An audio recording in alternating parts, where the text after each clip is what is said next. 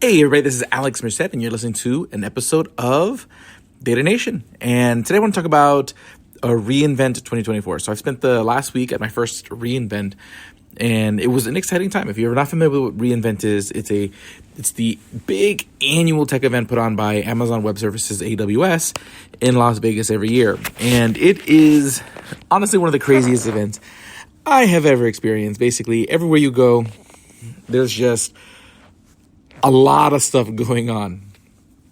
And the expo hall was one of the largest, basically just field of vendors I have ever seen, pulling out all the stops to get your attention, which was pretty, amazing. It was a really cool experience. But as you guys know, what do I spend all my time talking about? Apache Iceberg and the data lakehouse. And it was amazing to kind of hear some of the big announcements from AWS regarding the lakehouse. So if any of you read my blog on the subject on Medium, you know that AWS announced something called S3 table buckets. So the idea here is that this is a new type of bucket in S3 that is designed for Apache Iceberg tables. And at first I was kind of concerned that they were moving away from using a catalog as a fundamental unit for which you make Iceberg tables sort of portable, okay? And that's just generally sort of how the Iceberg community moves in making tables accessible. There's a really important specification, the Iceberg RESPEC, that makes these catalogs kind of work on a standard communications protocol, so that way you have interoperability between where your Iceberg tables are being tracked and which catalog. So I was a little concerned because if you move away from that, then you start getting into the situation where Iceberg tables aren't able to be read and written to by the overall community or ecosystem of tools, which is one of the major reasons you want to use a format like Iceberg, to have that interoperability, that open sort of ecosystem. So I got to talk to some of the people at AWS throughout the week, and I got to kind of have a better understanding of what's kind of going on here. And basically what's happening is there's basically fundamental changes happening to AWS Glue. So for those who use AWS Glue, which is sort of the catalog that's built into your AWS account, generally like a Hive Metastore type thing, or it's built on top of Hive Metastore plus a bunch of other, AWS specific features, is now they're making it where basically instead of you having one catalog per account, so the taxonomy would be like, hey, you have your AWS Glue catalog that's for your account, and then you could divide that Glue catalog into sub databases, and then within those databases were tables, and that was just sort of like the way that would work, and you'd be able to kind of govern all these units. So now what the way it works is that there's going to be you'll be able to have multiple catalogs in AWS Glue. And those catalogs can have multiple sub-catalogs. And those sub-catalogs can have databases. And those databases can have tables. Now, so if you've been using AWS Glue, that catalog that you've been working with, the single catalog you've been working with, is now the default catalog within your AWS Glue account.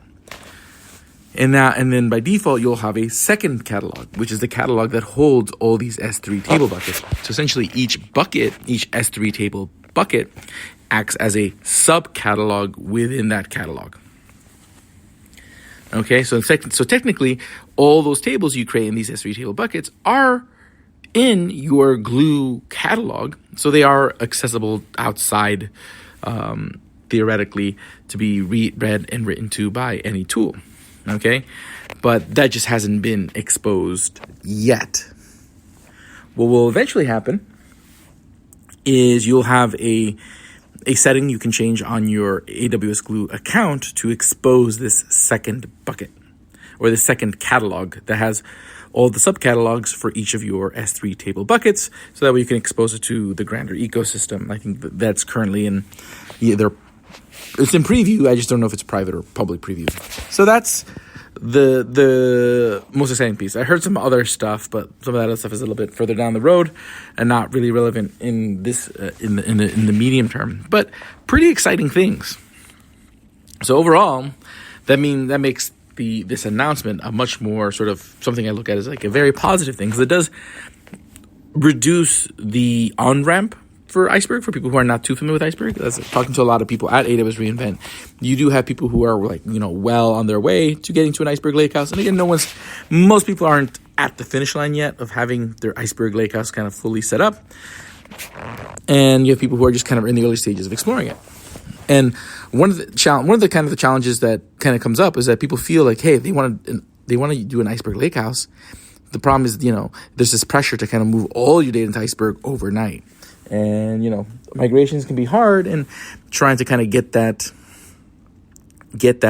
all set up and done can be tricky if you want to do it thoughtfully, because generally a really thoughtfully planned out migration can be, expensive. And this is where I really do feel like a tool like Dremio really comes to shine, because Dremio does provide you a first-class Iceberg Lakehouse experience once your data is fully in Iceberg. I mean, you get, basically you get acceleration that is incremental. That when it updates and refreshes, it basically is able to kind of do all sorts of really kind of bells and whistles that are enabled by the Iceberg metadata.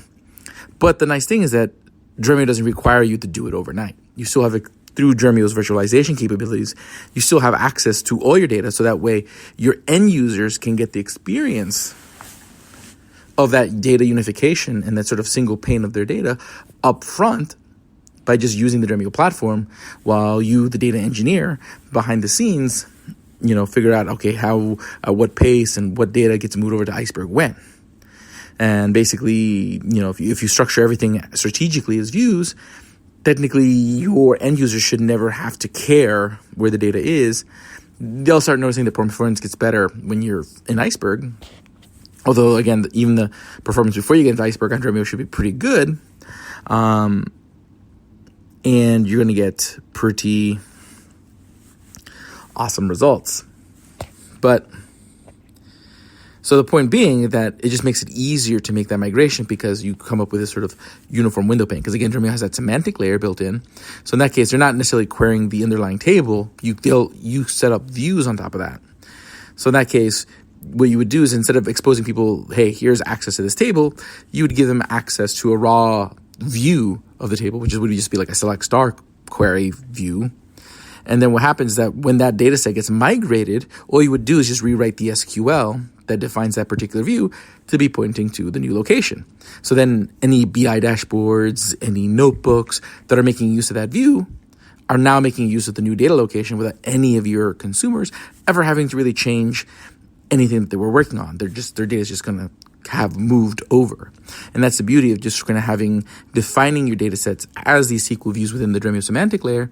That way, as you migrate data, all you have to do is just change the definitions underlying the source or the raw views, and then all the views on top of it are now working off the new data location, making it much more manageable for a data engineer to execute migrations in a more incremental way.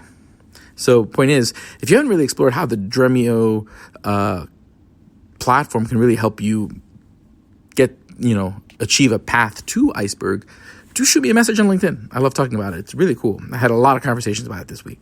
But yeah. So, and there's a lot of other benefits. I also wrote a blog that you can find over there on Medium, where I wrote 10 use cases for Dremio, where you can find about a lot of other really cool ways you could use the Dremio platform outside of the idea of an Iceberg Lakehouse to benefit yourself. But honestly, that's, once you get to that Iceberg Lakehouse, Dremio really provides you a first-class Lakehouse experience that is pretty stellar on many levels. And again, something, if that's something you're trying to do, reach out. But just something I was thinking about as I was reflecting on all the conversations I had with different people across the industry at Reinvent. So hopefully you guys found this interesting. I'm actually about to head over to Replay, which is the big sort of closing event where they're going to have Weezer and Zed playing, which I'm pretty excited to see.